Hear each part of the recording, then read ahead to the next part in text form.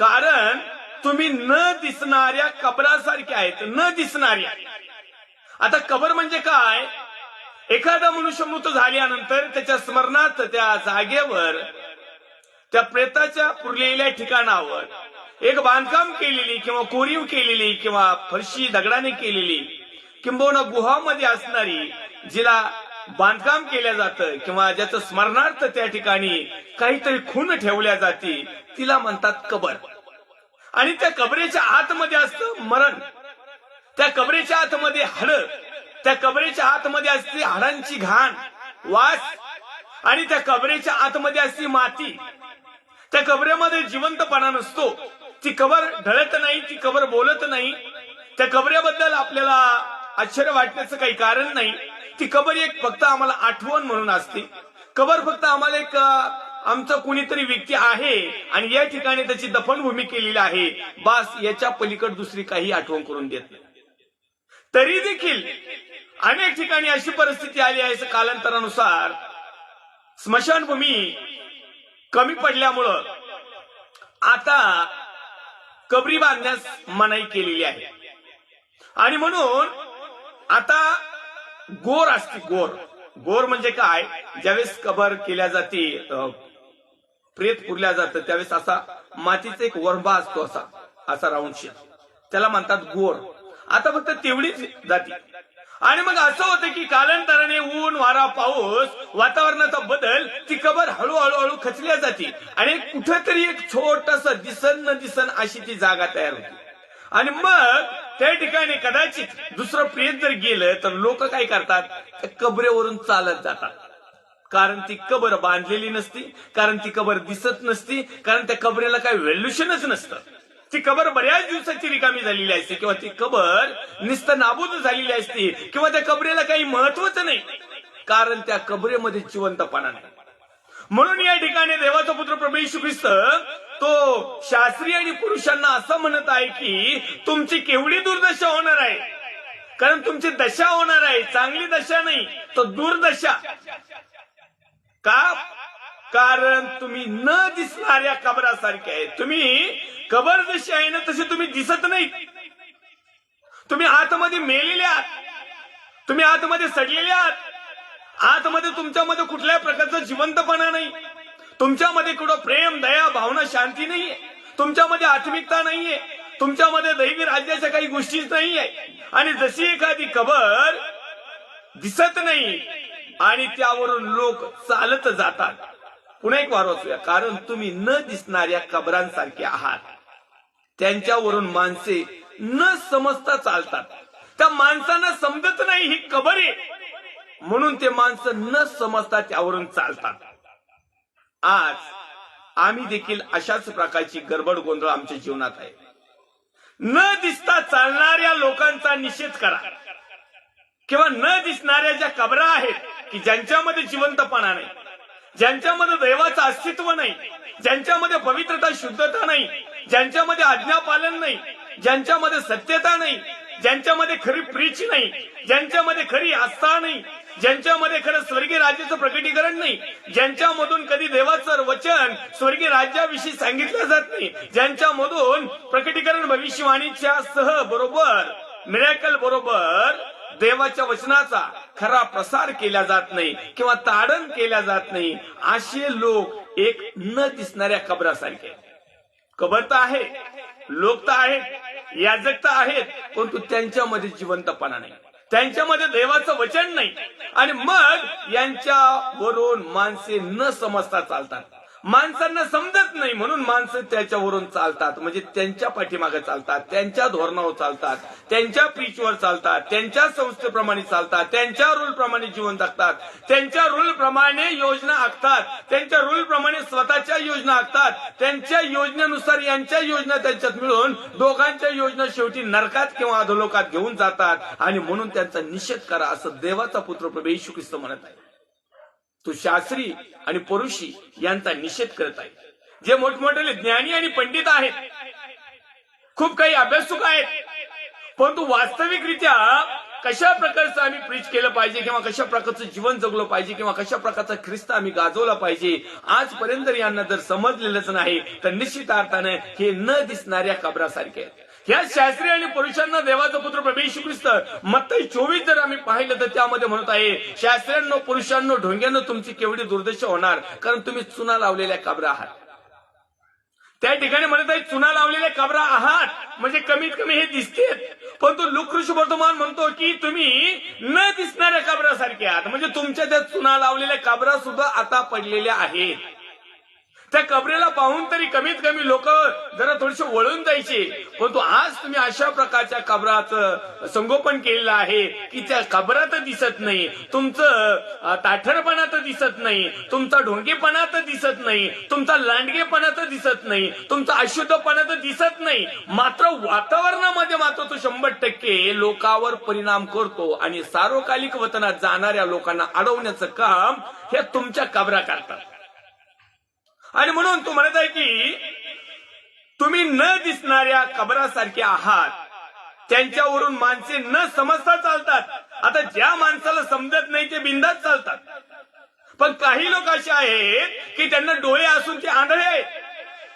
डोळे असून आंधळे आहेत कारण डोळे केवळ जगिक आहेत आणि जगिक गोष्टी त्यांना दिसतात, आत्मिक नेत्र त्यांना नाही, म्हणून ते आत्मिक आंधळे असल्या कारणाने देवाच्या वचनातून तुम्हाला आणि मला परमेश्वर आध्यात्मिक वृद्धीसाठी किंवा परमेश्वरच्या योजना, दर्शन, दृष्टांत, भविष्यवाणी, पूर्वसंकेत, स्वप्न, दृष्टांत काय आहे किंवा आमचं व्हिजन काय आहे, आम्हाला आमची निवड काय आहे, हे जर आम्हाला समजत नाही किंवा हे जर याप्रमाणे जर आम्ही चालत नाही, उठत नाही, बसत नाही, तर निश्चित अर्थाने आम्ही त्या कबरासारखे आहोत. आणि त्या कबरामध्ये केवळ हाड, माती आणि घाण याच्या व्यतिरिक्त काही नाही.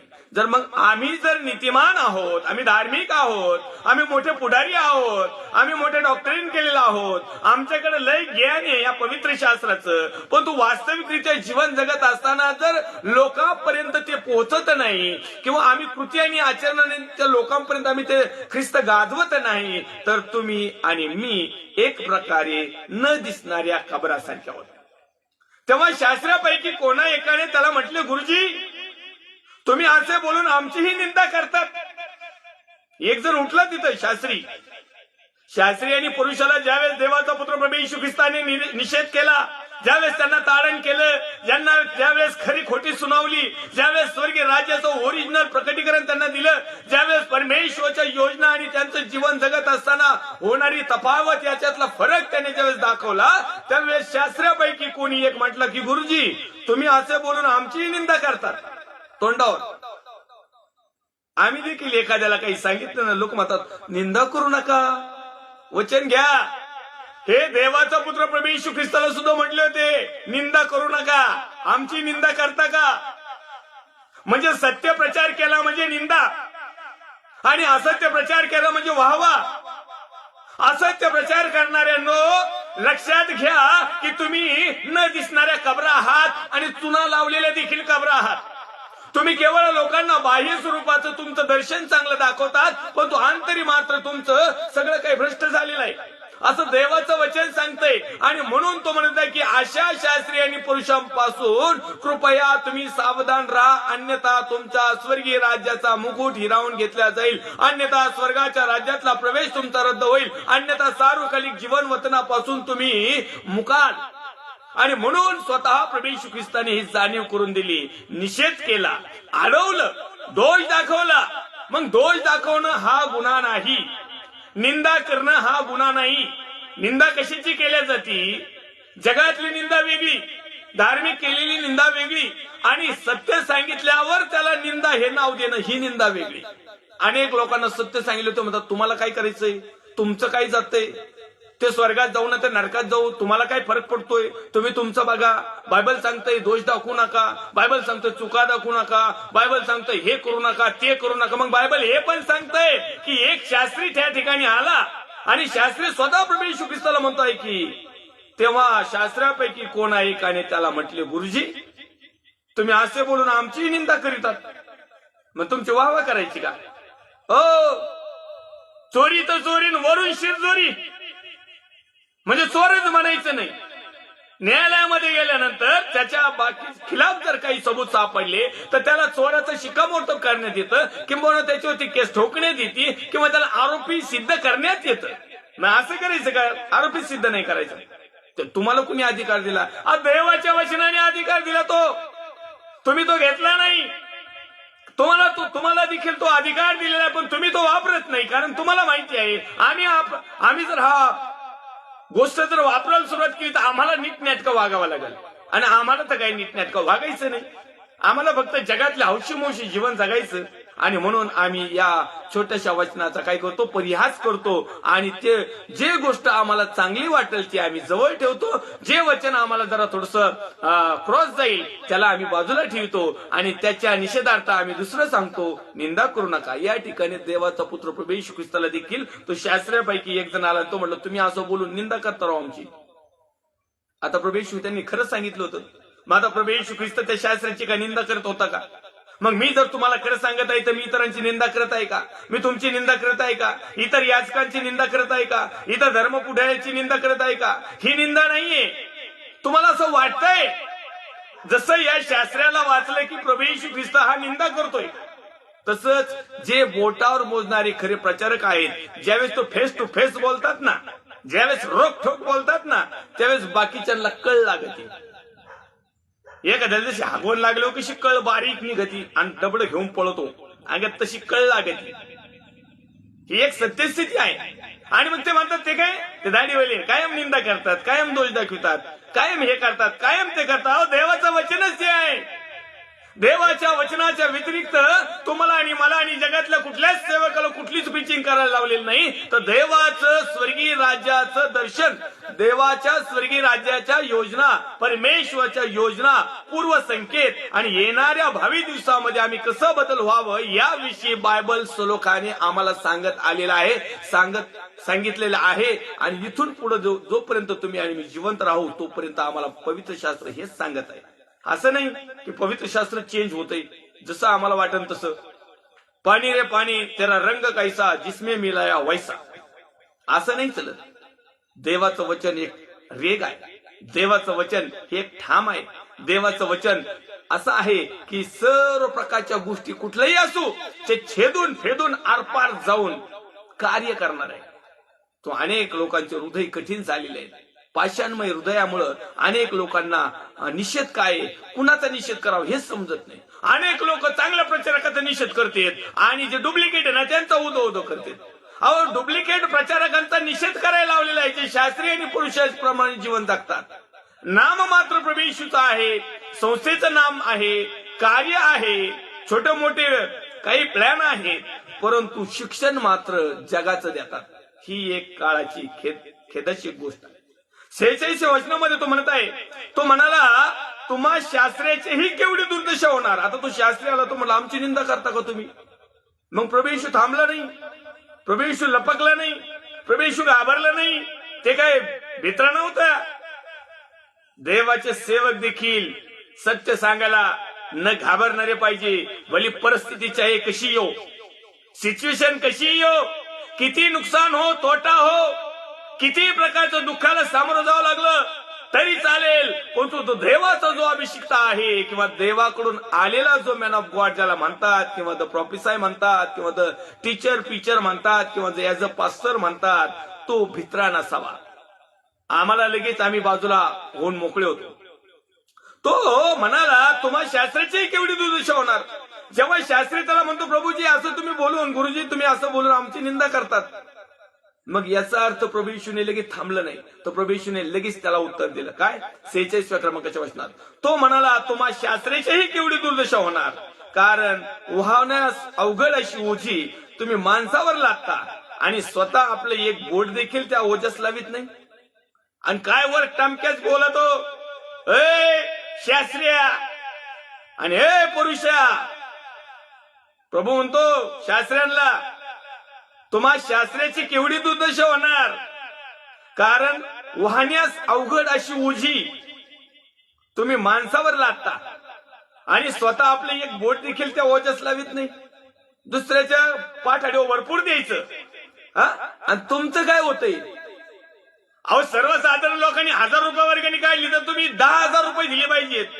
तुम्ही लोकांना 10,000 रुपये वर्गणी काढायला तर तुम्ही 1 रुपया सुद्धा नाही टाकत, वरून त्या 10 मध्ये काहीतरी गडबड करून मोकळे होतात.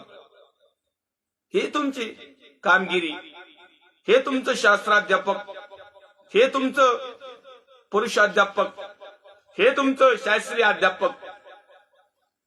लोक सांगे पूर्ण ज्ञान आणि आपण मात्र टोटली कोरडं पाषाण.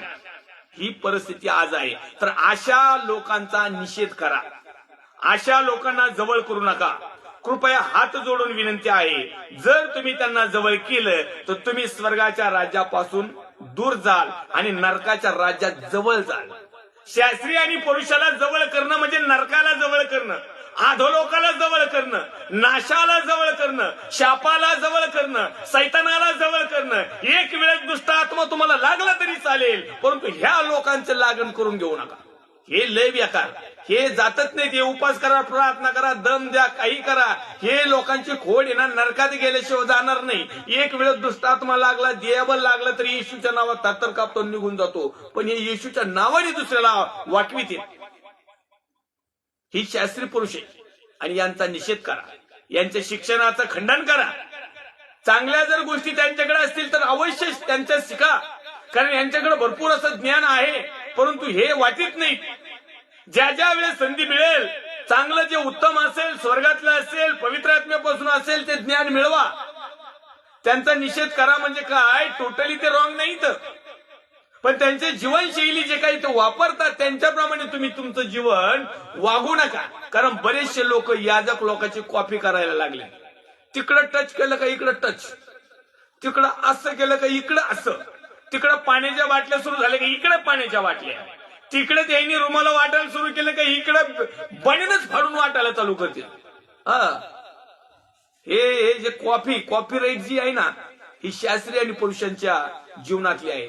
ते फक्त काय करतात, दुसऱ्यांना सांगतात, पण तसं काही वागत नाही. आणि म्हणून या ठिकाणी बायबल सांगतंय की तुम्ही माणसावर ओझ लादता आणि स्वतः आपलं एक बोट देखील त्या ओझ्यास लावित नाही. ओझ उतरा ना, त्यांचं काय फरक पडतोय. ज्यावेळेस आम्हाला अडचणी येईल ना बिलिओस लोकांना, मग याजक लोकांचा अधिकार आहे ना आमचं ओझ उचलायचं. थोडस उतरा, बोट तर लावा कमीत कमी, पण तुम्ही आमच्यावर इतका काय बोजा चढवता. आणि लांबून बघता आम्ही कणत कुथत चलतो, पडतो, उठतो, तरी आम्हाला म्हणतात काळजी करू नका. येस, प्रभूने अवघड ओझं वाहिलं, प्रभूने वधस्तंभ वाहिला, प्रभूने दुःख केलं, दुःख सहन केलं, प्रभूने हे केलं, प्रभूने ते केलं. अरे प्रभूने सगळंच केलं, पण तो काय केलं? ऐ शास्त्रीयाने, हे पुरुषया काय केलं तुम्ही? तुम्ही फक्त प्रभू येशूच्या खांद्यावर वधस्तंभ दिला आणि इकडे असे हात बांधून उभे राहिले आणि व्हायला लागला प्रभू येशू ख्रिस्ताला. आजही असंच आहे. तुम्ही वधस्तंभ म्हणजे तुमच्या चर्चा भार, तुमच्या देणग्या, दान, दशमांश, अर्पण, अमक, फलन, बिस्तान सगळं तुम्ही मंडळीवर टाकून द्या, बिलिओस लोकांवर द्या वझ. आणि तुम्ही काय करू नका, बोट लावू नका त्याचं, आहे की नाही. तर या वचनाच्या माध्यमातून परमेश्वराच्या योजना आहेत की अशा लोकांपासून सावधान राहा. कृपया यांचा निषेध करा, कृपया यांना जवळ करू नका, अन्यथा तुम्ही नरकाच्या जवळ जाल. याची दक्षता घ्यावी ही नम्र विनंती. या ठिकाणी पुन्हा एक वार 47 वचनामध्ये आणखीन तो म्हणत आहे, याच्यावरच थांबला नाही तो पुढे तो म्हणत आहे, तुमची केवढी दुर्दशा होणार, कारण तुम्ही संदेश त्याच्या थडगे बांधता आणि त्यांना तर तुमच्या पूर्वजांनी जीव मारलं. तुम्ही असे महाभागे का संदेश त्यांचे थडगे तुम्ही बांधिता, संदेश त्याच्या स्मारक तुम्ही बांधिता, संदेश त्याच्या कबरा तुम्ही बांधिता, संदेश त्याच्या नावाने तुम्ही सगळं करता आणि तुमच्याच पूर्वजांनी त्यांना जीव मारलाय. म्हणजे किती हुशार आहे का नाही. म्हणजे यांच्या पूर्वजांनी शास्त्री पुरुषांनी पूर्वीच्या संदेश त्याला मारलं आणि आताचे संदेश काय करतात, त्यांचे मंदिर बांध, देवळं बांध, कबर बांध, त्यांचं काय काय बांध, त्यांच्या नावाने संस्था खोल. आणि मारलं कोणी?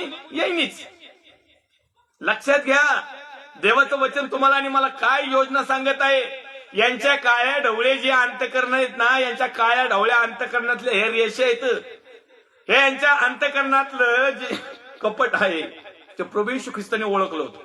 तसं देवाच्या प्रिय लोकांनो, जर तुम्ही देवाचे लेकरं आहात तर निश्चितार्थाने तुम्हाला हे ओळखता आलं पाहिजे. न घाबरता फेस टू फेस होईन काय येणार नाही, नाही हो पडता काय होईल, ख्रिश्चन मयत नाही होणार, नाही हो पडती काय फरक नाही पडत. ख्रिश्चन मयत झाली कबर बांधली म्हणजे काय गेला का स्वर्गात. ही खोळी समज काढून टाका. अनेक लोक सिटीमध्ये प्रभू येशूच्या नावाचा स्वीकार का करतात तुम्हाला माहिती का. मी तुम्हाला सांगतो त्याचं खरं रिझन. त्यांना देवही नको, त्यांना धार्मिकता नको, त्यांना विश्वासही नको, त्यांना हे आत्मिकता फिरतिकता त्यांचं काही घेणं देणं नाही. त्यांना फक्त एकच आहे की आम्ही विश्वासू जीवन जगत असताना आम्ही मेल्यावर आम्हाला कब्रस्थानात जागा मिळावी म्हणून हे मेंबर होतात. यांना बाकीचं काही घेणं देणं नाही. काय हे मेल्यानंतर यांना पुरायचं कुठं. कारण ख्रिस्ती म्हणून तर जीवन जगतो आम्ही, पण ख्रिस्ताचं लवलेश आमच्या मध्ये नाही, ख्रिस्ताच्या योजना आमच्या मध्ये नाही. मग हे ख्रिस्ती म्हणून का जगतात, त्याचं प्रमुख कारण मेल्यानंतर यांना कब्रस्थानात जागा मिळावी ही यांची सगळ्यात महत्वाची खरी आहे. कारण बरेचशा लोकांशी मी बोललो, बातचीत केली आणि त्यांना विचारलं, त्याने पाळक साहेब तुम्ही जे सांगता ते सगळं खरे, आम्हाला सगळं पटतं, आम्हाला आत्म्याने पण टोचणी लागती, पण काय करावं, तुमच्याकडे कब्रस्तान नाही ना, आम्ही मेल्यावर तुम्ही काय तुमच्या वावरात नेऊन पुरणार का आम्हाला. म्हणजे यांना सार्वकालिक वतनाचं नाही पडत, यांना मेल्यावर पुरायचं कुठं. मग कोविडच्या टायमाला यांना कुठे गेलते नाही, कोविडच्या टायमाला यांना स्मशानभूमीत नेऊन जाळलं, तेव्हा यांची धार्मिकता कुठे गेली. आणि म्हणून माझे प्रिय भावांनो बहिणींनो देवाच्या सेवकांनो लक्षात घ्या, आम्हाला काय मिळवायचं आहे, काय कमवायचं आहे, आमच्या योजना काय, देवाच्या योजना काय, आम्हाला कसं जीवन जगायचं, आणि हे लोक कशा प्रकारे आम्हाला फसवतात. म्हणून आपला विषय आज 132वा क्रमांकाचा भाग आहे, प्रकटीकरण, भविष्यवाणी, स्वप्न, दृष्टांत, दर्शन, पूर्वसंकेत. परमेश्वराच्या मनुष्याविषयीच्या योजना काय आहेत हे आम्ही समजून घेतलं पाहिजे. देवाच्या राज्याचं रहस्य काय हे आम्ही समजून घेतलं पाहिजे. थोडक्या वेळामध्ये आम्ही परमेश्वराकडे कसं वळू आणि परमेश्वराच्या राज्यात कसं आम्ही जाऊ यावर आम्ही चिंतन म्हणून अध्ययन करण्यासाठी आमचा विश्वासूपणाचं जीवन आम्ही हरवू नये म्हणून आम्हाला जपणं खूप महत्वाचं. 48व्या वचनामध्ये तो सांगत आहे, तुम्ही साक्षीदार आहात व आपल्या पूर्वजांच्या कृत्यांना अनुमती देता, कारण त्यांनी तर त्या जीवे मारले व तुम्ही त्यांची थडगी बांधता. म्हणजे एकानी टोला आणायचा, म्हणजे पहिलं काय करायचं, टाच तुडवायची आणि मग दाढी धरायची. ही लोकांची रीती. टाच तर तुडवायची आणि मग स्वारी. जाणून बुजून यापूर्वीच्या लोकांनी असंच केलं आणि यापूर्वीच्या लोकांच्या पायावर पाय देऊन हेच आले. म्हणून या प्रवचनामध्ये मी सातत्याने 132 नाही, जेव्हापासून प्रभूचा स्वीकार केला तेव्हापासून नामधारीन 4 पिढ्या आणि 50 वर्ष 70 वर्षे हे जे आहेत ना, हे पूर्वज यांच्या पावलावर पाऊल आजही ठेवून लोक आहेत आणि त्यामध्ये याजक वर्ग आणि संस्था देखील इन्व्हॉल्व आहेत. अजिबात चेंजेस नाही. डेकोरेशन चेंज केलं, मंदिराचं बाकीचं चेंज केलं, गायन चेंज केलं, पण जी वागणूक येते तीच ही यांच्या रक्तातला अंश जो आहे ना, तोच डीएनए हाच आहे. हे बदलणारी लोक नाहीत, हे बाह्य स्वरूपाचे बदललेले दिसतात तुम्हाला, पण आंतरिक क्रूर लांडगेच आहेत. तो 48व्या वचनामध्ये म्हणत आहे की तुम्ही साक्षीदार आहात व आपल्या पूर्वजांच्या कृत्यांना, पूर्वजांनी जे कृत्य केले, आचरण केले, जे काही नमुने केले, जे काही आमच्या पुढे शॅम्पल ठेवले त्याला अनुमती देतात. मग मूर्तीपूजा हे आमच्या पुढे शॅम्पल आहे, आम्ही त्याला अनुमती देतो. 40 श्रेणी पुरुषांना काही घेणं देणं नाही, पूजा कर्यांच्यानी तेच पूजले. आणि ज्यांनी ज्यांनी मूर्तीपूजा केली आखे नरकात गेली आणि नरकात जाणार. नरकात जाणं हा लोकांचा जन्मसिद्ध हक्क आहे, त्या जे मूर्तीपूजा करतात त्यांचा. म्हणजे पूर्वजांच्या कृत्यांचं पुनर्जीवन हे लोक करतात. म्हणजे हे काय आहेत, न दिसणाऱ्या कबरा. ही देवाची योजनेमधला भाग आहे. हा आम्ही समजून घेणं खूप महत्वाचं आणि गरजेचं आहे. पुढे तो लिहित आहे, मी त्यांच्याकडे संदेश व पिशीत पाठवीन आणि त्यांच्यातील कित्येकास ते जीवे मारतील व कित्येकास छळतील. या लोकांमध्ये ओरिजिनल संदेश ओरिजिनल संदेश देणारे, ओरिजिनल भविष्यवाणी करणारे, ओरिजिनल वचनाची टीच करणारे, प्रीच करणारे, टीचर, प्रीचर अपोस्टल प्रोफेट मी पाठवीन व ते जीवे मारतील कित्येकास छळतील. आज खऱ्या सेवकाचा छळ चाललेला आहे. आज कित्येक जे ओरिजिनल आहेत खरोखर त्यांना मारण्यात देखील आलेला आहे. तुम्ही पाहत असाल गुगल, युट्यूब, व्हॉट्सअप किंबहुना मीडिया, आणखीन दुसरे काही चॅनल असतील, जे ओरिजिनल लोक आहेत ना, ओरिजिनल हेच लोक त्यांना छळतात. आणि ओरिजिनल लोक केव्हाही बोटावर मोजण्यासारखेच आहेत. ते असे भाराभरची द्या नाहीत. यासाठी की जगाच्या स्थापनेपासून त्या सर्व संदेष्टांचे रक्त म्हणजे हबेलाच्या रक्तापासून, हबेल आदाम आणि हवेचा पहिला पुत्र हबेल, कायनाने त्याचा वध केलेला आहे. त्याचं रक्त सांडलं का? तर कायनाचं जे अर्पण होतं ते परमेश्वराने स्वीकारलं नाही. कारण ते मनापासून नव्हतं, हृदयापासून नव्हतं, अंतकरणापासून नव्हतं, ते परमेश्वराला आवडणारं देखील नव्हतं. आणि हबेलाचं जे होतं ते मनापासून होतं, हृदयापासून होतं, आत्म्यापासून होतं, समर्पित होतं. आणि तो देवाच्या नियोजनाप्रमाणे, देवाच्या योजनाप्रमाणे, देवाच्या दर्शनाद्वारे, देवाच्या पूर्वसंकेताद्वारे परमेश्वराबरोबर त्या ठिकाणी आदाम हवे बरोबर किंवा त्याचा भाऊ जो काईन याच्याबरोबर राहत होता. परंतु त्या ठिकाणी त्याचं रक्त सांडण्यात आलेलं आहे. पहिलं रक्त साक्षी कोण असेल तर हबेल. रक्तापासून वेदी व पवित्र स्थान यांच्यामध्ये ज्या जखऱ्याचा घात झाला, पवित्र स्थानामध्ये वेदीजवळ देवाचा सेवक जखऱ्या याचा घात झालेला आहे. त्याचे रक्त सांडलं तिथं. पण जे रक्त पाडले गेले त्याचा हिशोब या पिढीपासून घेतला जावा. या पिढीपासून तो हिशोब घेण्यात येणार आहे. मग जर आमचे हात रक्तपाताकडे जर धावत आहेत किंवा आमची टीम किंवा आमची सहभागिता जर रक्तपात करणाऱ्या संस्थे, मिनिस्ट्री किंवा एखाद्या सेवकाबरोबर किंवा शास्त्री पुरुषांच्या बरोबर जर असेल तर आमच्यापासून तो हिशोब घेतला जाईल. हे आम्ही समजून घेणं खूप महत्वाचं आहे. नाव तुम्ही काही ठेवा, पण वागणूक कशी आहे मी तुम्हाला सांगतो, त्याचा हिशोब ह्या पिढीपासून घेतला जाईलच. 100% लच. जाईल नाही, जाईलच. तुम्हा शास्त्र्यांची केवढी दुर्दशा होणार, कारण तुम्ही ज्ञानाचे किल्ले घेऊन गेला. आता या शास्त्री आणि पुरुषाकडे ज्ञान आहे, ज्ञानाची किल्ली पण आहे, अद्भुत असा गाध असं ज्ञान आहे, परमेश्वराने त्यांना दिलेलं आहे. परंतु तुम्ही स्वतःही आत गेला नाही. ते कुलूप उघडून आतमध्ये गेलेच नाही, कारण तुम्ही ज्ञानाची किल्ली घेऊन गेला व मसान वाटेत गेला. तुम्ही काही लोकांना ज्ञान पाजलंच नाही, तुम्ही स्वतःचीच भाजली, तुम्ही स्वतःचीच वाढवली किंमत, दुसऱ्याला तुच्छ लेखलं. तुमच्याकडे ज्ञान होतं पण अपुरं ज्ञान, अर्धवट ज्ञान, कमकुवत ज्ञान असं नाही. परमेश्वरापासून देखील आणि यांच्या बुद्धिमत्तेला ज्या परमेश्वराने निर्माण केलं, जे शास्त्री आणि पुरुषांनी त्यांच्या अभ्यासकृतीनुसार त्याच्यानुसार देखील ज्ञान होतं.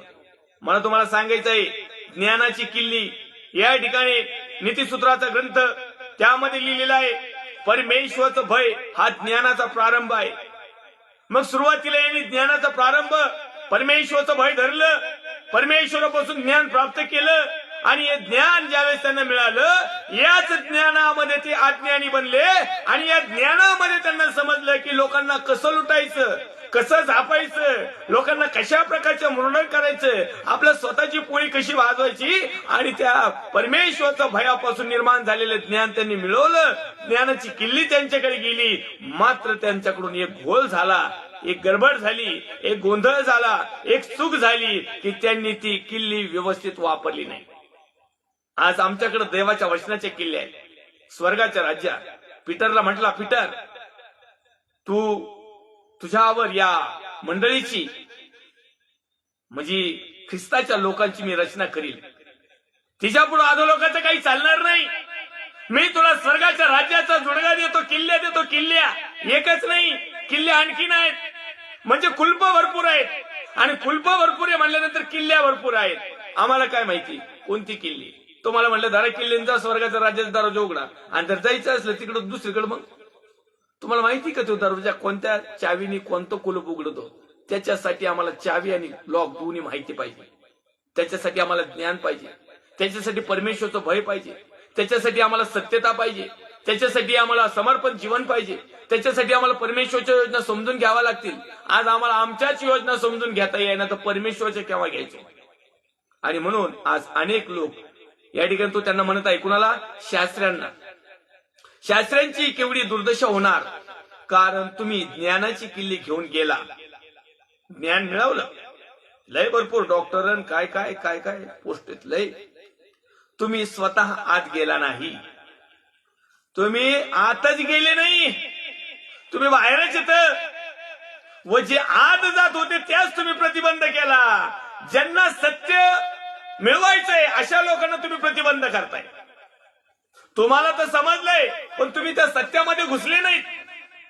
तुम्हाला समजलं स्वर्गाचं राज्य काय आहे, पण तुम्हाला स्वर्गाच्या राज्यात तुम्ही गेले नाहीत. तुम्ही राहिले दरवाजात उभे, आणि त्या ज्ञानाच्या साह्याने जे येतात स्वर्गाच्या राज्यापर्यंत, तुम्ही तिथंच मध्ये म्हशीसारखे उभे राहिले. यांना आज जाऊ द्या, तुम्ही आज जाईना. काळजी करू नका, तुम्ही अधोलोकात 100% असणार. पण आजही वेळ गेलेली नाही. जर परमेश्वराने तुम्हाला आणि मला जर ज्ञान दिलेलं असेल, उत्तम आत्मा जर दिलेला असेल, दैवी योजना जर दिलेल्या असेल, दृष्टांत जर दिलेले असेल, दर्शन दिलेलं असेल, पूर्वसंकेत दिलेले असेल, सत्य जर तुम्हाला समजले असेल, पवित्रता शुद्धता काय हे जर तुम्हाला समजले असेल, स्वर्गाचं राज्य कशासाठी, कुणासाठी आणि कधी केव्हा आणि कोण जाऊ शकतं, आणि कशा प्रकारे कर्म कृती आचरण केल्यावर आम्ही जाऊ शकतो, ह्या गोष्टी जर तुम्हाला समजल्या आणि त्याप्रमाणे तुम्ही जर जीवन शैली जगण्याचा जर प्रयत्न करायला सुरुवात केली, तर निश्चित अर्थाने तुमच्यासाठी त्या चाव्या दिल्या जातील. मग त्या ठिकाणी किती मोठा शास्त्री असतो, अशी कोपर खिळे मारून आतमध्ये जा, लोटा त्याला बाहेर. आज हे नेमकं उभे राहिलेत, हे स्वतःही आज जाईनात, आणि जे कोणी सत्याकडे येऊ येतात त्यांनाही येऊ द्यायनात. आज ह्या चाव्या अनेक लोकांकडे आहेत. अनेक संस्था, मिनिस्ट्रिया, अनेक लोक द मॅन ऑफ गॉड म्हटलेले लोकांना आकर्षण करून घेतात, पण तो स्वर्गाच्या मध्ये मात्र पाठवत नाहीत. आमिष मात्र दाखवतात, फुलथापा देतात, लाभासाठी तोंडपूजापणा करतात, वचनाची भेसळ करून लोकांपर्यंत पोहोचवतात, लोकांच्या भावनेशी खेळतात, आणि आम्ही तिथूनच मागे जातो. आम्ही काय पाहिलं? इथं वचन सांगतंय, माझं काही घेणं देणं नाही. मला जे देवाचा आत्मा या वचनाच्या माध्यमातून मार्गदर्शन करतोय तेच मी तुम्हापर्यंत पोहोचवण्याचा प्रयत्न करताय. या ठिकाणी तो लिहित आहे की कारण तुम्ही ज्ञानाची किल्ली घेऊन गेला, तुम्ही स्वतः आत गेला नाही, व जे आत जात होते त्यास तुम्ही प्रतिबंध केला. आज जर तुम्हाला आणि मला कोणी याजक, पास्टर किंवा अपोस्टल किंवा गलत शिक्षण किंवा गलत डॉक्ट्रिन किंवा कुठल्या प्रकारचं गलत संस्था जर आम्हाला सत्याबद्दल जर प्रतिबंध करत असेल, तर कृपया हात जोडून विनंती आहे, अशा संस्था, मिनिस्ट्र्या बरखास्त करा, त्यांच्यातून निघा. त्यांना नावही ठेवू नका, काहीच करू नका, ढ्यापसाही रचू नका. त्यांचे बाजूला निघा सरळ सरळ. कारण बाजूला जर नाही निघले तर अधोलोक तुमच्यासाठी 100% असेल. ही योजना घेऊन मी पास्टर राजू आल्हाट परमेश्वराने पवित्र आत्म्याच्या करे वचनाच्या माध्यमातून तुम्हाला आणि मला पोहोचवण्यासाठी आणि या वचनावर चिंतन म्हणून अध्ययन करत असताना त्याचं पालन करण्यासाठी परमेश्वर तुम्हाला आणि मला सहाय्याने मार्गदर्शन करू. कारण जर आम्ही याचं पालन केलं नाही, जर आम्ही याचा निषेध केला नाही, जर आम्ही याच्यात गुरफडून बसलो, माया मोह जाळ काही कामाचा नाही, माझी आईन माया बापन माझी पत्नी माहे पोरं काही कामाचे नाहीत. कारण न्याय प्रत्येकाचा होणार आहे. आणि म्हणून माझ्या आमक्याला हे आवडत नाही म्हणून मी फलाने करणार नाही, फलाण्याला हे आवडत नाही म्हणून मी पिस्ताना करणार नाही. माझ्या देवाला जे आवडतंय ते मी करणार, माझ्या परमेश्वराला जे आवडत नाही ते मी करणार नाही. हा महत्वाचा मुद्दा आहे. याचा अर्थ असा नाही की तुम्ही दुसऱ्याचा अनादर करा, त्यांच्या आज्ञा पालन करा, परंतु जो योग्य असेल त्याला हा म्हणा, अयोग्य असेल त्याचा निषेध करा. मग तुमचा बाप असो, आई असो, बहीण असो, मेवण्या असो, पोरगा असो, पोरगी असो, बायको असो, पत्नी असो, आणखीन कोणी जगातले असो ना, पास्टर असो ना, तर आणखीन कोणता पोस्टर असो, नाही तर लय टीव्ही स्टार असू नये तर आणखीन तळागाळातला असो, द मॅन ऑफ गॉड असू नये तर मुर्दे उठवणारा का असं ना, काही घेणं देणं नाही. ही वस्तुस्थिती, हा सत्य प्रचार आज देवाने तुमच्यापर्यंत पोहोचवण्यासाठी मग पापी सेवकाचा उपयोग केला. मी त्या परमेश्वरच्या नावाला मी धन्यवाद देईन. कारण हे लोक आम्हाला प्रतिबंध करतात. सत्य जाणून घेण्यासाठी प्रतिबंध कसला? तुमच्यामध्ये ती ताकद, तुमच्यामध्ये ती हिंमत, तुमच्यामध्ये ती ज्ञान किंवा तुमच्यामध्ये असा प्रश्न निर्माण होत नाही का कधी? ज्या अर्थी तुमच्या प्रश्नाला दाबल्या जातं त्या अर्थी तुमचं जीवन नरकामध्ये घेऊन झाल्यास तुम्हाला जो प्रश्न असेल तो तुम्ही तुमच्या याजक किंवा फादर साहेबांना विचारू शकता. योग्य असं निरासन होईपर्यंत त्याला विचार. नाही त्यांचं निरासन झालं तर पवित्र आत्म्याकडे प्रार्थना करा. पवित्र आत्म्याला म्हणा, पवित्र आत्म्या तू ये आणि मला तो विषय किंवा तो शब्द किंवा त्याचा अर्थ मला समजून सांग. आम्ही कुठं प्रतिबंध केला पाहिजे? आम्ही कुणाचा निषेध केला पाहिजे, कुणाचा नाही केला पाहिजे? आज असं आहे, खोट्याचा उदोद आणि खऱ्याचा सत्यानाश. खोट्याचा उदो खांद्यावर घेतील, त्यांना लय मोठं डबुल देतील, पण आमच्या सारख्याला रोपडी सुद्धा नाही देणार आणि वरून आमचा निषेध करतील. वरून म्हणते काय येतंय त्याला आणि काय सांगतोय तो, आणि ते तर निंदाच करतो. नुसते असे तुलनात्मक वचनावर चिंतन म्हणून अध्ययन करतो, केवळ दुफळी करण्याचं काम करतो, नुसतं पाळक लोकांना टॉर्चर करण्याचं काम करतो. प्रभू येशू ख्रिस्तानीच केलं हे. मग जर माझ्या प्रभू येशू ख्रिस्तानी यांचा निषेध केला तर मी प्रभू येशूचा शिष्य आहे तर मी का करू नये? यांचा निषेध करणं हा माझा जन्मसिद्ध हक्क आहे आणि तो मी बजावणारच, बल परिस्थिती काही येऊ. ही सत्य आहे.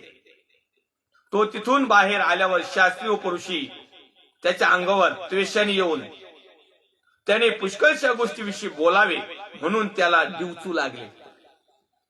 त्याला आणखीन डिवचू लागले. अजून सांग ना काहीतरी, अजून म्हण ना काहीतरी, अजून असे डिवचायला लागले. असे काही आहेत. पण पास्टर राजू आलटला डिवचायचं अजून काही डेअरिंग नाही केली कोणी. या तुम्हाला त्याचं उत्तर पवित्र आत्मा करवे, वचना करवे, चिंतन मनन अध्ययना करवे, पवित्र वचनाच्या संदर्भातून मिळाले जाईल.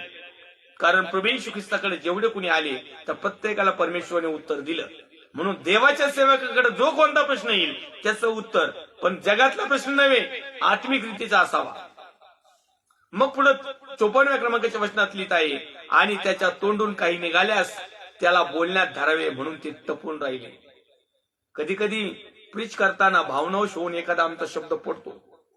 दिलगिरी व्यक्त आम्ही करत असतो. ज्या ज्यावेळेस पडतो त्यावेळेस देवाचा आत्मा आम्हाला टोचणी लावतो आणि मग त्या एपिसोड मध्ये किंवा दुसऱ्या एपिसोड मध्ये आम्ही दिलगिरी किंवा माफी मागतो. मग हे लोक येशू ख्रिस्ताला असंच पकडत होते. याला चिरडीस लावायचं, याला वेठीस धरायचं, याला तळतळायला लावायचं. साध्या सोप्या भाषेत याला लय तळतळ आणायची आणि मग ह्यो तळतळ्याच्या भरात काहीतरी म्हणीन आणि मग याला पकडायचं. आजही आमच्या सारख्याला अशीच तळतळ लावतात. देवाचे ओरिजिनल सेवक आहे ना त्यांना तळतळायलाच लावतात आणि मग भावनावश होऊन जगिक असल्या कारणाने, बुद्धीने असल्या कारणाने, जगातला असल्या कारणाने, शरीराने असल्या कारणाने जरी देवाचा आत्मा चालवत असेल किंवा जरी देवाच्या वचनानुसारच असेल, परंतु शब्द रचना आमची बोली भाषेच्या नुसार त्याचा जो अर्थ मथितार्थ निघतो आणि त्यामध्ये अनेक लोक धरण्याचा प्रयत्न करतात.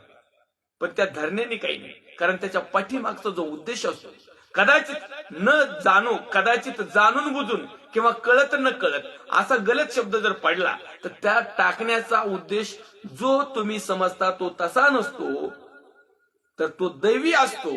पण तो टाकत असताना त्याचा मथार्थ, यथार्थ, त्याचा अर्थ, त्याचा ओरिजिनॅलिटी, त्याला काय सांगायचं आहे आणि कोणत्या संदर्भात तो वापरलेला आहे याची देखील तुम्ही आणि मी शहानिशा केली पाहिजे. अनेक लोक म्हणतात काय बोलता तुम्ही, काय बोलता तुम्ही, अभ्यास करा त्याचा अर्थ काय असेल, तो कोणत्या युक्तीने टाकलेला आहे, त्या कोणत्या योजनेनुसार वापरण्यात आलेला आहे, त्याच्या पाठीमागचा फायदा नफा काय आहे, त्याच्या पाठीमागचं नुकसान काय आहे. हे लोक असंच करत होते प्रभू येशू ख्रिस्ताला आणखीन दिवसण्याचा प्रयत्न करायचे. आज परमेश्वरच्या नावाला आपण धन्यवाद देऊया. 12वा अध्याय लूका वर्तमान अध्याय क्रमांक 12 आणि काही वचने या ठिकाणी आपण पाहणार आहोत. इथं देखील परमेश्वराचा पुत्र प्रभू येशू ख्रिस्ताने इशारा दिलेला आहे. लूक 11:37 ची हेडलाईन्स आहे, पुरुषी व शास्त्री यांचा निषेध. लूक 12वा अध्याय त्याची हेडलाईन्स आहे, ढोंगा विरुद्ध येशू आपल्या शिष्यास इशारा देतो. ढोंग्या विरुद्ध जे ढोंगी आहेत ना, ढोंगी, द मॅन ऑफ गॉड, ढोंगी द प्रॉफेट, ढोंगी द प्रीचर टीचर, यांच्या विषयी जे देवाचे ओरिजिनल शिष्य आहेत, बोटावर मोजण्यासारखी, यांना इशारा देतोय. आता हा इशारा म्हणजे परमेश्वरच्या योजना आहेत. अनेक लोकांना वाटतं की प्रकटीकरण भविष्यवाणी म्हणजे तुम्ही असं काहीतरी दाखवायला पाहिजे, सांगायला पाहिजे, तुम्ही रेव्हलेशन द्यायला पाहिजे, आम्ही इतक्या दिवसात लाईव्हला येतो, आमच्याविषयी काहीतरी भविष्यवाणी केली पाहिजे. तुम्ही तुमच्या विषयाची हेडलाईन ठेवलेली आहे, प्रकटीकरण भविष्यवाणी, स्वप्न, दृष्टांत, दर्शन. पाळक साहेब, तुम्ही तर आतापर्यंत एकदा 132 भागात म्हणले नाही की मला असं स्वप्न पडलं ना, असा दृष्टांत पडला, परमेश्वर माझ्या आयुष्याला आलं, परमेश्वरने मला प्रकटीकरण दिलं, परमेश्वरने मला भविष्यवाणी दिली, आय प्रॉफेसाय यू. किंवा एखाद्या सेवकाचं नाव घेऊन मी भविष्यवाणी करतो तुझ्याविषयी, देवाने मला असं दाखवलं. असं कुठल्याही 132 भागामध्ये घडलं नाही. मग हे कोणता प्रकटीकरण आणि भविष्यवाणी? या सर्व प्रकारे परमेश्वराच्या रिव्हलेशन आहे, हे परमेश्वराच्या भविष्यवाणी आहेत, हे परमेश्वरचं स्वप्न, दृष्टांत, दर्शन, पूर्वसंकेत आणि परमेश्वरच्या योजना मनुष्याविषयी काय आहेत, की यानंतरच्या जीवनाच्या प्रवासाला आम्हाला काय लागतंय, या गोष्टीच्या भविष्यवाणी आहेत. हे आमचं जगातलं इथं पुरलं, तिथं डबुलं पुरलं, तुले मोठा श्रीमंत होशील, विजा मिळेल, फॉरेनला जाशील, पोरगी घेऊन पळशील, तसलं नाही, तसल्या भविष्यवाणी नाही होत. रेव्हलेशन वचनाच्या माध्यमातून आहे, भविष्यवाणी वचनाच्या माध्यमातून आहे, प्रकटीकरण वचनाच्या माध्यमातून आहे, स्वप्नही वचनाच्याच माध्यमातून आहे. तुम्हाला एकही 132 भागामध्ये कुठेही तुम्ही चेक करून बघा, किंवा अख्ख्या 2018 पासून मी मीडियामध्ये आहे, तसं 22 वर्षापासून सेवा करतो, कधीही भविष्यवाणी एखाद्याविषयी जरी देव तुम्हाला दाखवतो, अनेक दाखवलेले आहेत, परंतु नावारूपाला येण्यासाठी आम्ही म्हणत नाही आमकं फलन विस्तार, सरळ प्रार्थना करायचं आणि येशूच्या नावात जाऊ द्या. लोकांच्या साक्षीवर साक्ष येतात, तरी आम्ही लाईव्ह शिक्षणला कुणाच्या साक्ष जादा करून सांगत नाही, कारण आम्ही देवाच्या वचनाला महत्व देतो. साक्ष तर फुटाफुटावर होतात. या ठिकाणी लूकशोतमान अध्याय क्रमांक 12 त्याची हेडलाईन्स आहे, ढोंगा विरुद्ध येशू आपल्या शिष्यास इशारा देतो. काय देतो? ढोंग्या विरुद्ध. जे ढोंगी आहेत, तुम्हाला जर ढोंगी लोक दिसत आहेत, मग त्या ढोंग्यापैकी बिलिव्हर्स पण आहेत, त्या ढोंगी संस्था पण आहेत, त्या मिनिस्ट्र्या पण आहेत, ते याजक पण आहेत, ते प्रीचर टीचर पण आहेत, हिलिंग पॉवर चालवणारे पण आहेत, रेव्हलेशन, प्रकटीकरण, प्रॉफेसाई करणारे पण आहेत. सगळ्या प्रकारचे लोक या ढोंग्यामध्ये तुम्हाला सापडतील. तर जे जे असे ढोंग असतील किंवा हे तुम्हाला दिसेल, त्या ढोंग्याच्या विरुद्ध किंवा त्या ढोंगाविरुद्ध येशूने आपल्या शिष्यास इशारा दिलेला आहे. आता येशूचे शिष्य कोण? जे त्याच्या वचनावर पाऊल पाऊल चालत, त्याच्याप्रमाणे जीवनाची कृती करत, सार्वकालिक वतनाकडे जाण्याचा नेटाने प्रयत्न करतायत, शुद्धता, पवित्रता मिळवण्याचा प्रयत्न करतायत, देवाचं राज्य मिळवण्यात झटत आहेत, असे लोक परमेश्वरचे शिष्य आहेत. कारण सरळ सरळ स्पष्टरित्या ज्यांना ज्यांना देवाचा आत्मा चालवतो तितके देवाचे लेकर आहेत, त्यांना शिष्य म्हणण्याचा अधिकार मिळालेला आहे. इतक्यात हजारो लोकांची इतकी गर्दी झाली की ते एकमेकास तुडू लागले. तेव्हा येशू प्रथम आपल्या शिष्यांना सांगू लागला, तुम्ही आपणास पुरुषांच्या खमीराविषयी म्हणजे त्यांच्या ढोंगाविषयी सांभाळा. लई लोक जमली. आता पहा याचं रेव्हल्युशन, सत्य परिस्थिती तुमच्या डोळ्यापुढे येऊ द्या. आता जिथं कुठं हजारोंची संख्या गर्दी दिसल, जेव्हा एकमेकाला तुडवायला लागते ना, काही काही लोक इतके येत, प्रभू ही शुकडी येते, तेलाच्या बाटल्या घ्यायला सुद्धा तुडवितेत एकमेकाला, पाण्याच्या बाटल्या घ्यायला तुडवितेत, रोमालाचे तुकडे घ्यायला तुडवितेत, ब्लेसिंग घ्यायला तुडवितेत. आणि हे काय तुडवं म्हणजे काय, जनावर बिनावर आहेत का काय? अरे जनावर एखाद्या ठिकाणी कोंडल्यानंतर ज्यादा गर्दी झाली तुडवितेत बा एकमेकाला, पण हे माणसं एकमेकाला तुडवायला लागले. आता मंदिरात जाऊन, सहभागीतेत जाऊन वेगवेगळ्या प्रकारचं तुडव नाही. आता 2-3 प्रकार आहेत त्याचे. आता हे जर विषयामध्ये जर गेलो तर आपला वेळ भरपूर जाईल. तेव्हा येशू प्रथम, एवढे हजार लोक जमले ना, येशू पहिल्या प्रथम शिष्यांना सांगू लागला, लोकांना नाही. काय म्हणतोय? तुम्ही आपणास, जे ओरिजिनल लोक आहेत, देवाचे सेवक, विश्वासणारे भाऊ बहीण, आई वडील, देवाचं वचन आज तुम्हाला आणि मला सांगत आहे, तुम्ही आपणास म्हणजे आपल्याला तुम्हाला आणि मला किंवा जे बिलिव्हर्स आहेत त्यांना, पुरुषांच्या खमीराविषयी. पुरुषांचं खमीर, खमीर म्हणजे काय? फुगवणं, वाढवणं, वाहवा, प्रेस्टेज, सोंगढोंग, मोठेपणा, मीच काय सर्व, असे याला म्हणतात खमीर. फुगवणार, उंचवणार, लीन नम्र नाही असं वरती जाणार, त्याला म्हणतात खमीर. पुरुषांच्या खमीराविषयी म्हणजे त्यांच्या ढोंगाविषयी सांभाळा. आता या ढोंग्या लोकांपासून आम्हाला सांभाळायचे, पण काही लोकांना सांगून सुद्धा ते सांभाळत नाही. जाऊ पडू पडते तसेच वाटोळ हो. मग त्यांचं नरकात आध लोकात का जाईना गेले. काही काही निमी, काहींच्या मसनवाट्याजवळ आलेत, पेट्या तयार झाल्यात, पण अजून त्यांना ढोंगी दिसला तरी ते स्वतःला सांभाळत नाही. ही एक आता शेवटी अशी गोष्ट आहे. ते म्हणतात सुंब जाळला तरी त्याचा पीळ जात नाही. असे काही मिनिस्ट्रीचे लोक आहेत ना, त्यांच्या बापदाद्यांनी, त्यांच्या पालकांनी, त्यांच्या फादरनी, याजकांनी किंवा त्यांच्या मिनिस्ट्रीनी शिकवलेलं आहे, अजिबात सोडीतच नाही. मग ते गलत का असा ना, ते म्हणतात आम्ही आमचं बघू. जे उघडे होणार नाही, ऐका देवाचं वचन, जे उघडं होणार नाही असं काही झाकलेलं नाही. एक दिवस उघडं होईल. मग आता आम्ही उघडं करून दाखवतो तुम्हाला, तर तुम्हाला लय प्रॉब्लेम येतो. ठीक आहे, नका तुम्ही बघू. पण एक दिवस म्हणजे न्यायाच्या दिवशी ज्यावेळेस उघड होईल ना, त्यावेळेस तुम्हाला बॉम्ब लायला, ठुका लावून बॉम्ब लायला सुद्धा वेळ मिळणार नाही. आणि किती बॉम्ब आले ना, तर आज लोकात जाऊन तिथं आळडत बसा, पण सार्वकालिक वतन काही मिळणार नाही. काही झाकलेले नाही व जे कळणार नाही असे काहीही गुप्त नाही.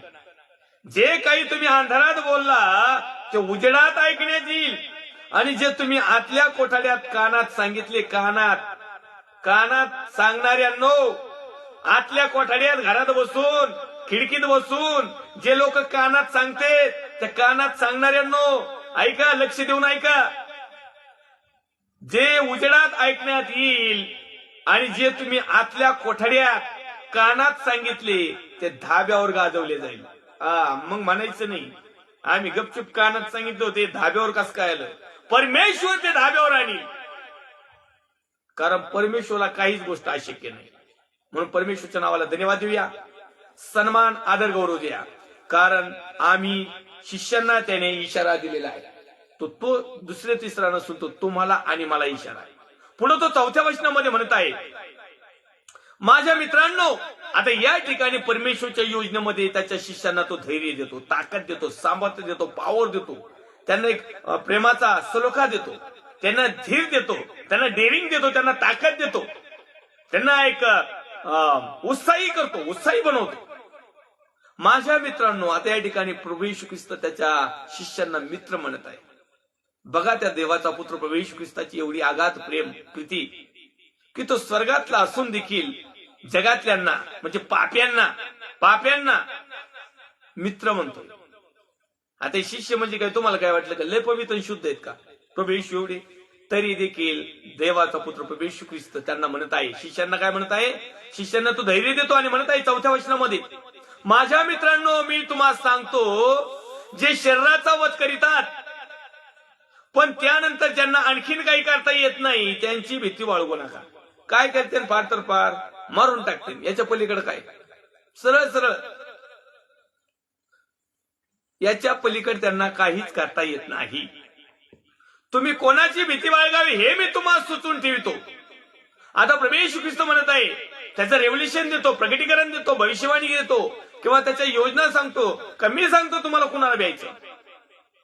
जे शरीराचा वध करतात त्यांना भिवू नका. कारण शरीराचा वध असा आहे, होणार आहे तसा आहे, होणार आहे. शरीर एक दिवस मातीतच जाणार आहे. लवकर जाऊन तर मधल्या वयात जाऊन तर म्हातारा वयात जाऊ, पण जाणार तर आहेच. तर नरकात टाकायचा ज्याला अधिकार आहे त्याची भीती बाळगा. ही देवाची योजना. आम्ही भीती कुणी बाळगावी? याचा अर्थ आम्हाला असं म्हणायचं नाही की तुम्ही तुमच्या अधिकारचा सन्मान करू नका, भीती बाळगू नका.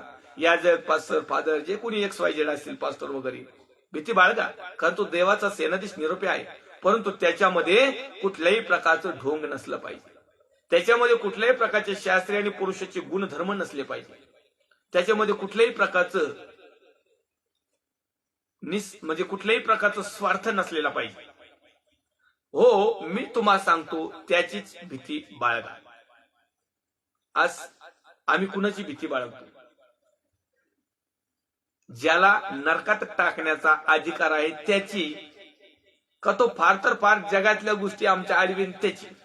आज अनेक लोक नरकात जाऊ नये तर स्वर्गात जाऊ, पण जिवंत असताना मात्र ज्या गोष्टी हव्या आहेत ना ते भेटले म्हणजे बास, मग बाकीचं काही घेणं देणं नाही. आजची सिच्युएशन आहे, आजची परिस्थिती आहे. आणि म्हणून माझ्या प्रिय भावांनो, बहिणींनो, आई वडिलांनो, देवाच्या सेवकांनो, या ठिकाणी आम्हाला काही गोष्टी शिकणं खूप महत्वाचं आहे. कारण बऱ्याच वेळेस असं होतं की 8व्या क्रमांकाच्या वचनामध्ये तो लिहितोय, मी तुम्हाला सांगतो जो कोणी मला मनुष्यासमोर पत्करतो त्याला मनुष्याचा पुत्र ही देवाच्या दूतासमोर पत्करेल. अनेक लोकांना चार चौकामध्ये प्रभू येशू ख्रिस्ताचं त्याला स्वीकारण्याची किंवा त्याचा प्रचार करण्याची किंवा त्याचं सत्य समजून घेण्याची ताकदच नाही. ते म्हणतात नाही नाही ही सुवार्ता कुठून आली? आमच्या खानदानीत कधी अशी भेटली नाही ऐकायला. हे कुठून नवीनच आले तुम्ही? आमचे दादा परदादा खापरदादा त्याचे काल तोंड दादा कोणते कोणते दादा होते सगळ्यांनी आम्हाला हेच शिकवलं. हे तुम्ही कुठं नवीन सांगता? पण मला तुम्हाला सांगायचं आहे, सगळ्यांनी तो जे शिकवलं ते त्यांना जे शिकवण्याला आलेल्या शास्त्री पुरुषांनी ते शिकवत आहेत. परंतु ज्यांना देवाचं वचन शास्त्री आणि पुरुषांना पण दिलतं आणि तुमच्या दादा परदादा आपदादा त्यांनाही दिलतं, पण त्यांनी शास्त्री आणि पुरुषांचा निषेध न करता त्यांच्यामध्ये इन्व्हॉल्व्ह झाले आणि ते आज देवाच्या वचनाचा निषेध करत आहेत. म्हणून तो म्हणत आहे की जो कोणी मला मनुष्यासमोर पत्करतो त्याला मनुष्याचा पुत्र ही देवाच्या दूतासमोर पत्करील, परंतु जो मला मनुष्यासमोर नाकारतो तो देवाच्या दूतासमोर नाकारला जाईल. म्हणून आमचं नाकारणं होऊ नये म्हणून आज आम्हाला परमेश्वरच्या योजना समजून घेणं खूप महत्वाचं आहे. शेवटचं वचन वाचूया, आपला वेळ झालेला आहे. 10व्या क्रमांकाचं वचन, आणि जो कोणी मनुष्याच्या पुत्राविरुद्ध काही बोलेल त्याला त्याची क्षमा होईल, परंतु जो पवित्र आत्म्याविरुद्ध दुर्भाषण करतो त्याला त्याची क्षमा होणार नाही. परमेश्वरच्या नावाला धन्यवाद देऊया. आपण पुढच्या भागामध्ये लुकवर्तमान अध्याय क्रमांक 12 आणि वचन क्रमांक 13 पासून काही गोष्टी पाहणार आहोत. आणि त्यामध्ये आम्हाला सुंदर असा दाखला त्या ठिकाणी दिलेला आहे. द्रव्यलोभ व श्रीमंत मूर्ख मनुष्याचा दृष्टांत. द्रव्यलोभ श्रीमंत मूर्ख मनुष्याचा दृष्टांत याबाबत आपण चिंतन मनन करूया. पुन्हा एक वार लाईव्ह सेशनला जुडणारे सर्व देवाचे अभिषिक्त सेवक सेविका, विश्वासणारे भाऊ बहीण, आई वडील या प्रत्येकाचं मी पास्टर राजू आल्लाट हृदयापासून प्रभू येशूच्या नावात स्वागत करतो. येऊया आपण प्रार्थनेमध्ये जाऊया. पवित्र थोर सेनाधीश देव बापा, जसे आहोत तसे तुझ्या पवित्र हातामध्ये येत आहोत. प्रभू येशू ख्रिस्ताच्या प्रेमाने आणि सामर्थ्यवान नावात आम्ही प्रार्थना विनंती करतो. आमच्या भारत देशासाठी, भारत देशातील सर्व राज्य, विशेष करून माझा महाराष्ट्र राज्याचे मुख्यमंत्री मान्य उद्धवजी साहेब, त्यांचे सर्व सहकारी टीम, विरोधी पक्ष नेते मान्य देवेंद्र फडणवीस साहेब, त्यांची सर्व सहकारी टीम, सर्व पोलीस डिपार्टमेंट, डॉक्टर्स, नर्स, सेवाभावी संस्था, आमच्या भारत देशाच्या सरहदीचं संरक्षण करणारे मिलिटरी फोर्स जवान, कमांडो, त्यांचे कुटुंबीय, त्याचप्रमाणे सर्व शेतकरी बंधू, त्यांचे कुटुंबीय, आमच्या सर्व लाईव्ह सेशनला जुडणारे मित्र, आप्तेष्ट, स्नेही, त्याचप्रमाणे देवाचे अभिषिक्त सेवक सेविका, विश्वासणारे भाऊ बहीण, आई वडील, त्यांच्या समस्या, चिंता, काळजा, टेन्शन, ताण, दबाव, गरिबी, बंधन, जोखडं, जे काही त्यांना हवं आहे, जो त्यांचा विश्वास आहे, जो त्यांचं अनुकरण आहे, जी त्यांची कृती आहे, जी तुला आवडणारी आहे, त्यांच्या विश्वासाप्रमाणे प्रत्येकाच्या प्रार्थनेचं उत्तर दे आणि तुझ्या वचनाप्रमाणे जीवन जगण्यास आम्हाला मार्गदर्शन कर. 132 भागामध्ये तू आम्हाला सांभाळस राखलंस, तुझे आभार मानतो. यापुढचे होणारे देखील प्रकटीकरण, रेव्होल्युशन या चिंतन अध्ययनाच्या विषयामध्ये तुझं वचनाचं मार्गदर्शन तू आम्हाला दे आणि त्या माध्यमातून आम्ही आमचं जीवन परिवर्तित करून घ्यावून सार्वकालिक वतनाकडे आम्ही मार्ग सत्य म्हटलेल्या जीवनावर, परमेश्वरच्या वचनावर पाऊल ठेवून आम्ही आमचं जीवितक्रम करावं म्हणून आम्हाला तू मार्गदर्शन कर. आदर, गौरव, सन्मान तुला दे. ख्रिस्त येशू जो होता, जो आहे, जो येणार आहे, त्या पवित्र प्रभू येशू ख्रिस्ताच्या प्रेमाने सामर्थ्यवान नावात छोटीशी प्रार्थना मागतो. स्वर्गीय पिता तू आहे. आमेन. प्रभू रक्त की जय, प्रभू रक्त की जय, प्रभू रक्ताचा जयकार असो. Amen, amen, amen. Praise the lord. Thank you. God bless you.